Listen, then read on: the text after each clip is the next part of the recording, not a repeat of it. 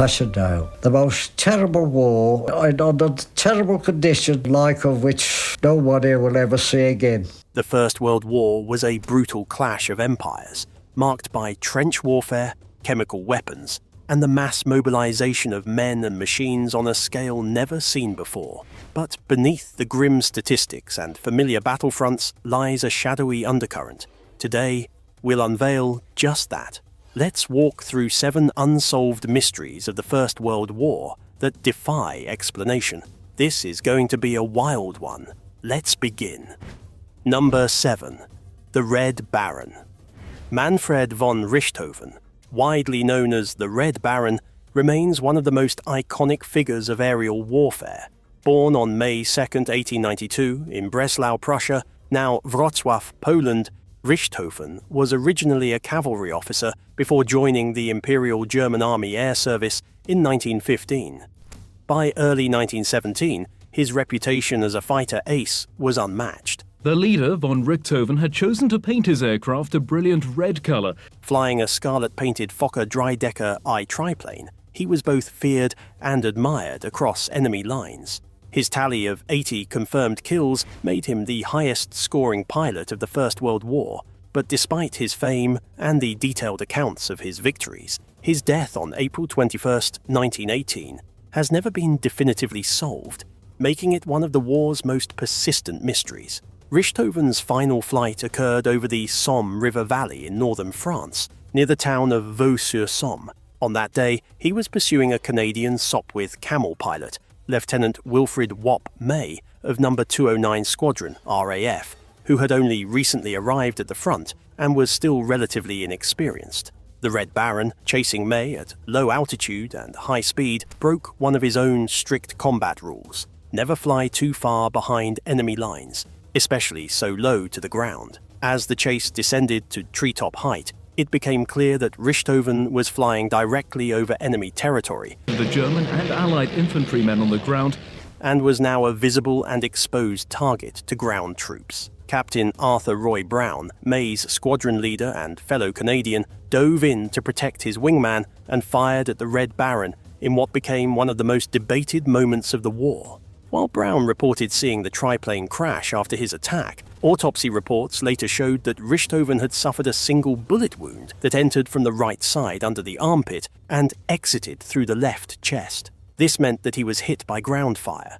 He managed to land his aircraft in a field near the Bray-Corby Road, where he was found still strapped in, already dead or moments from dying. His last word, murmured to those who reached him, was "kaput," meaning broken. An official autopsy conducted by British medical officers confirmed the trajectory and nature of the wound. The bullet had not come from above or from another aircraft, but from the ground. The .303 caliber round matched those used in Vickers machine guns, ground crews, and by Allied scout patrols, operated by Allied troops on the ground. Based on location, trajectory, and timing, several Australian soldiers from the 24th Machine Gun Company and the 53rd Battery, Royal Australian Artillery, were suspected of firing the fatal shot. Among them, Sergeant Cedric Popkin, who manned a Vickers gun along Richthofen's flight path, emerged as a key candidate. Popkin had fired at the triplane twice as it flew almost directly overhead, and his position best matched the path the bullet took through Richthofen's body. Despite this forensic analysis, the British government never formally credited anyone with the kill. Captain Roy Brown was initially awarded the victory, largely for morale purposes, and the mystery remained buried under post-war diplomacy and Allied propaganda. Over the decades, researchers and military historians have pored over maps, trajectory data, eyewitness accounts, and autopsy notes to resolve the question. A 1998 study by forensic pathologist Dr. Geoffrey Miller follows the same view that Richthofen was shot down by ground fire. Further supported the ground fire theory, asserting that Richthofen's fatal wound was caused by a low-velocity shot from the ground, not a high-speed dogfight exchange. Adding to the enigma is Richthofen's own physical condition in the weeks leading up to his death. In July 1917, he had suffered a serious head injury during a dogfight, possibly causing ongoing symptoms such as impaired judgment or headaches. This injury may have affected his decision-making on that final flight. Shocking, right? Well, there's a lot more from where that came.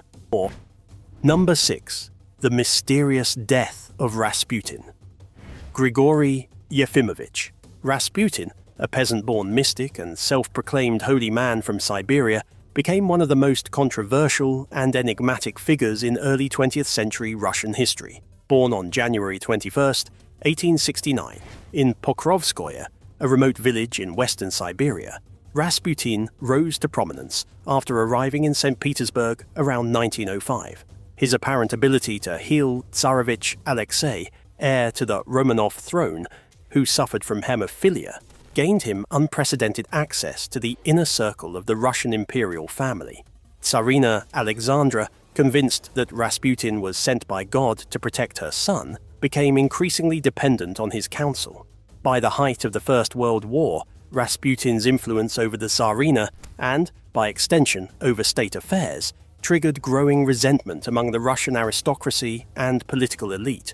On the night of December 29, 1916, Rasputin was lured to the Moika Palace in Petrograd, now St. Petersburg, under the pretense of a late-night gathering with Prince Felix Yusupov, one of the wealthiest men in Russia and husband to the Tsar's niece. Except the son has a hereditary medical condition, hemophilia. Yusupov, along with Grand Duke Dmitry Pavlovich and right-wing politician Vladimir Purishkevich, was part of a conspiracy to eliminate Rasputin. Yusupov describes a bizarre and violent series of events. First, Rasputin was served cakes and wine, allegedly laced with potassium cyanide, but the poison appeared to have no effect.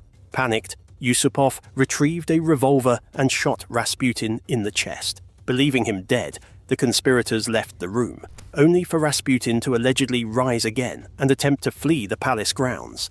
He was then shot several more times, including a close-range shot to the forehead. His body was eventually dumped through a hole in the ice into the frozen Neva River. When Rasputin's corpse was recovered days later, on January 1, 1917, autopsy reports raised further questions. According to Dr. Dmitry Kosorotov, the chief medical examiner at the Imperial Military Medical Academy who performed the autopsy, there was no evidence of poisoning in the stomach or intestines, casting doubt on the claim that he had ingested cyanide. Moreover, the bullet wounds, 3 in total, appeared to come from different calibers, suggesting that more than one weapon was used. Some reports even indicated water in the lungs, hinting that Rasputin may have still been alive when he entered the river.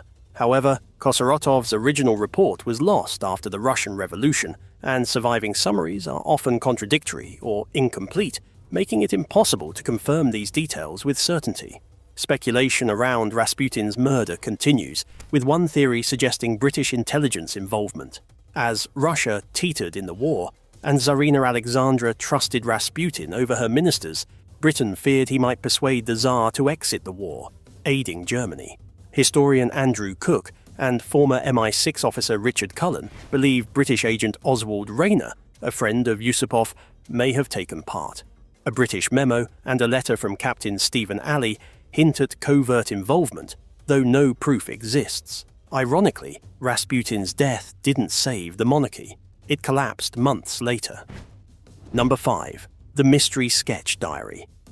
In the 1970s, archivists at the University of Victoria in British Columbia, Canada, uncovered a unique artifact tucked away in the school's special collections, a well-preserved sketch diary containing dozens of ink and pencil drawings, clearly dating back to the First World War. What made this diary particularly unusual was that it lacked any concrete identifying information beyond a single set of initials, JM, and a poignant dedication on the opening page, "To my daughter, Adele." The diary's contents, covering approximately 90 pages, included detailed and evocative drawings of war-torn landscapes, artillery encampments, damaged European villages, and soldiers in various states of activity and repose. The University of Victoria has a history mystery on their hands. They're hoping you can solve it. The drawings bore visual emblems linked to 2 key units of the British Army, the Royal Horse Artillery and the Royal Field Artillery. These units were crucial to British military operations during the war, providing mobile and stationary artillery support, particularly during trench battles and major offensives such as the Battle of the Somme in 1916 and the Third Battle of Ypres in 1917. These details helped narrow the possible identity of JM to someone likely serving in France or Belgium between 1914 and 1918. The stylistic consistency of the sketches suggests they were done either contemporaneously with events or shortly thereafter, and not from memory, as many contain captions with dates, locations, and brief observations. In one of the more haunting sketches, a shelled-out church in Flanders is rendered with near-photographic precision, accompanied by the simple caption, "Where prayers used to echo." In another, a scene shows British troops sharing tea in the ruins of a farmhouse near Thiepval, their expressions tired but peaceful, with the date noted as July 2nd, 1916, one day after the opening of the catastrophic Somme offensive that claimed over 19,000 British lives in a single day. Other sketches depict horses pulling artillery through the mud, medics treating wounded soldiers in improvised aid stations, and the quiet stillness of military cemeteries. Despite the clarity of the content, all attempts to identify the creator of the diary have failed. The University of Victoria undertook a series of investigations following its discovery. Military historians, archivists, and even handwriting analysts reviewed the document. They searched British war records for soldiers with the initials JM who served in the Royal Artillery and had a daughter named Adele, but the common nature of both the initials and the daughter's name complicated matters. Tens of thousands of British soldiers could potentially fit the profile. The university made several public appeals for information throughout the late 1970s and 80s, even contacting British veterans associations and publishing excerpts in journals and newspapers in the hope that someone might recognize the style or personal details. No solid leads emerged. Experts have speculated on several possibilities. One theory suggests that JM may have been a war artist who never achieved formal recognition or whose work was never officially catalogued. While the British Army employed official war artists such as Muirhead Bone and Paul Nash, many frontline soldiers also sketched privately, either as a coping mechanism or a way of documenting the experience for loved ones. Another possibility is that JM died in the war, and the diary was sent home with his effects, later ending up in Canada through Adele or another family member who emigrated. Number 4. The Wild Men of No Man's Land. In March 1918, during the Second Battle of the Somme, a grim chapter of the First World War unfolded across the war-ravaged Picardy region of northern France. This phase of the German Spring Offensive, also known as the Kaiserschlacht or Kaiser's Battle, saw Imperial German forces launch a massive assault on British lines, with over 3.5 million German troops taking part in a last-ditch effort to break the stalemate. Amid the chaos of collapsing front lines, retreating troops, and shattered communication systems, a peculiar claim emerged from Lieutenant Colonel Ardern Arthur Hume Beeman, an officer in the British Expeditionary Force. In a personal account written after the war, Beeman recalled witnessing captured German prisoners mysteriously vanish into the ruins and sunken craters of the old battlefield, particularly in areas where trench systems had long since collapsed and been abandoned. These disappearances gave rise to persistent rumors about wild men living in the desolate expanse of no man's land. Soldiers from various nationalities, British, German, French, and even colonial forces, talked about deserters who had fled both enemy fire and military discipline to carve out an existence among the shell-pocked wastelands. These men were said to dwell in forgotten dugouts, abandoned bunkers, and ruined trenches, surviving by scavenging supplies from corpses and battlefield debris. Some accounts claimed they had become feral, growing out their beards, wearing rags and mismatched uniforms, and communicating in guttural sounds rather than words. Others insisted they raided the dead at night, stealing food, ammunition, and valuables, and on rare occasions even ambushed living soldiers who strayed too far from their units. While no official military record confirms the organized existence of such underground communities, Their legend was reinforced by contemporary descriptions of the front lines as places of unimaginable horror and disintegration. For this week, Germany launches Operation Michael, the beginning of the Kaiserschlacht, their largest offensive of the entire war. By 1918, the shell-blasted terrain of the Somme and Ypres was a fragmented moonscape littered with wreckage and decomposing bodies. Entire trench systems had become buried or lost in shellfire. Massive underground dugouts contained multiple levels, some equipped with bunks, stoves and supplies that could theoretically shelter survivors for months if undisturbed. The existence of trench rats, the size of cats, thriving on the abundant corpses, supports the idea that there were ecological niches sustaining life even in the bleakest zones. Some military historians have suggested that stories of the wild men may have emerged from a combination of battlefield trauma, desertion, and wartime hallucination. By 1917, desertion rates were increasing among all armies. The British Army recorded 38,630 cases of desertion during the war, while the French saw mutinies involving over 30,000 soldiers in 1917 alone. While most deserters were captured, tried, or executed, a small number likely vanished into the terrain, especially during massive offensives when chaos reigned. The psychological toll of trench warfare, where soldiers spent weeks in damp, dark, vermin-infested holes under constant threat of bombardment, could fracture even the most disciplined minds. Shell shock, what we now recognize as PTSD, was rampant, and many men simply disappeared without a trace. Despite the lack of evidence, the legend of the wild men persisted well into the post-war years. Some veterans swore they had encountered these figures, especially during patrols through devastated no-man's zones at night. Number 3. The Sea Monster. On April 30th, 1918, during the waning months of the First World War, the German Imperial Navy suffered the loss of a coastal submarine, UB-85, somewhere in the North Channel off the coast of Ireland and Scotland. Commanded by Captain Lieutenant Günther Krech, the UB-85 was a Type UB-3 U-boat, designed for operations in shallow waters and capable of carrying up to 10 torpedoes. These submarines had proven devastating to Allied shipping earlier in the war, with UB-85 alone reportedly credited with damaging or sinking several merchant vessels during its operational tenure. However, what distinguished UB-85 from dozens of other wartime submarine losses was the bizarre explanation that accompanied its sinking. The crew claimed that a giant sea creature had attacked the vessel as it surfaced to recharge batteries. According to accounts circulating in British and American newspapers in the years after the war, Krech confessed upon capture that the submarine had been disabled not by enemy fire, but by a monstrous beast.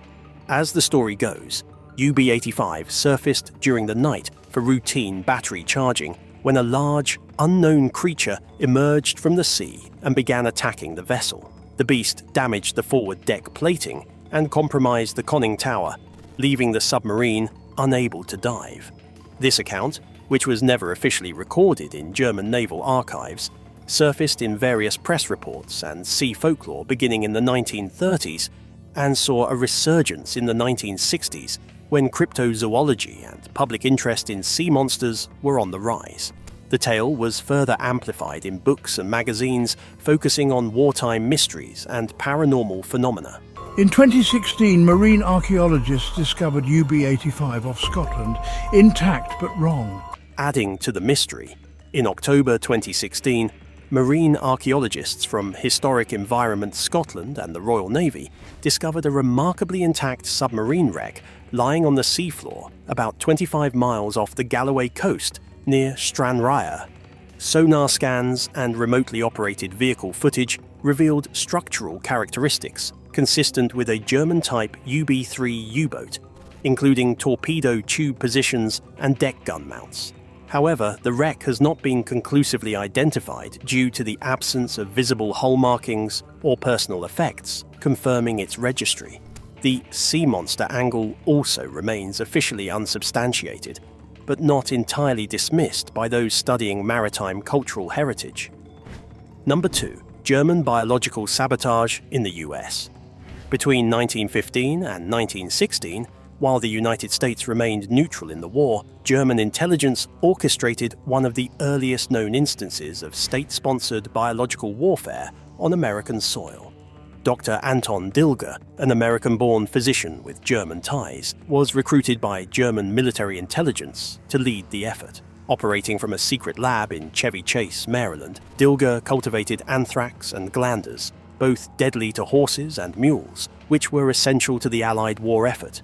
These pathogens were covertly introduced into livestock being shipped from ports like Newport News, Virginia. Operatives, including John Kenneth Grant, sabotaged animals en route to Europe, crippling military logistics. Simultaneously, on July 30, 1916, German agents orchestrated the Black Tom explosion in Jersey City, New Jersey, destroying £2 million of ammunition bound for Allied forces. The blast caused over $20 million in damage, which would be about $500 million today, shattered windows across New York, mega explosion happened basically under the crown of the Statue of Liberty, and damaged the Statue of Liberty's torch. Though Germany's involvement wasn't confirmed until 1939, West Germany paid $95 million in reparations decades later. These covert operations highlight a hidden front of the First World War, marking the advent of biological warfare and demonstrating that American neutrality did not shield it from global conflict. Well, we're not done just yet. We're not done. Number 1. Who started the war?